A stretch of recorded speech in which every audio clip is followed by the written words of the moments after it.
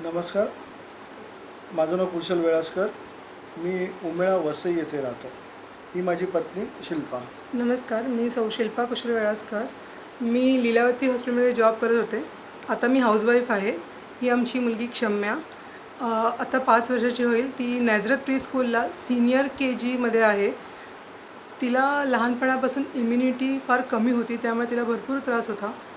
थोडी भिजली किंवा आईस्क्रीम वगैरे खाल्लं की तिला लगेच सर्दी खोकला व्हायचा, ताप यायचा आणि नेब्युलायझेशन द्यायची गरज लागायची. दिवसातनं 2दा आम्ही तिला नेब्युलायझेशन द्यायचो आणि प्रत्येक वेळेला तिला ॲलोपॅथी ट्रीटमेंट द्यायचो आणि त्यांनी फरक तर इतका नाही पडायचा, पण खूप त्रास व्हायचा.